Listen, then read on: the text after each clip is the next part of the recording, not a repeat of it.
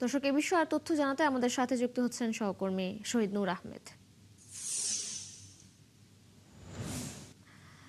শহীদ নূর, কেন এই নির্দেশনা দেওয়া হলো, বিজ্ঞপ্তিতে আর কি কি নির্দেশনা দেওয়া হচ্ছে এবং এই নির্দেশনা মানছেন কিনা তারা, সে বিষয়ে জানাবেন।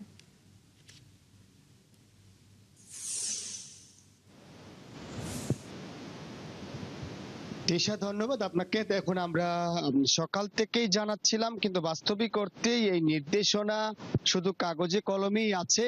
আমরা গত বছরটা তো দেখেছি যে নির্দেশনা দেয়া হয়েছিল, কিন্তু কোথাও সেটি প্রতিপালনের আমরা দেখিনি। হাউসবোট ঠিকই বা ইঞ্জিন চালিত নৌকা ঠিকই সংকটাপন্ন এলাকায় অর্থাৎ হাওরে গেছে এবং সেইখানে তারা পর্যটন যে যে ধরনের বিপর্যয়ের কাজ রয়েছে সেগুলো করেছে।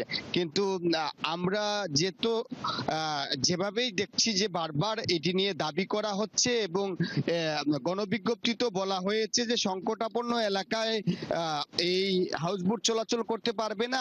আদৌ আসলে সংকটাপন্ন এলাকা বলতে প্রশাসন কাকে বোঝাচ্ছেন এবং কতটুক এরিয়া সেটি নির্ধারণ করে দেয়া হয়নি।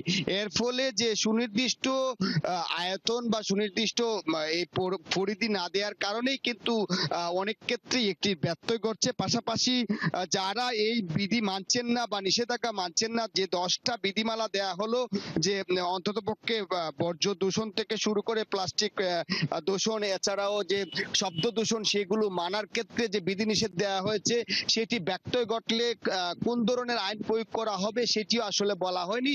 ইতিপূর্বে কোথাও কোনো ইঞ্জিন চালিত নৌকার বিরুদ্ধে কোনো অভিযান বা কোনো জরিমানা আমরা দেখিনি।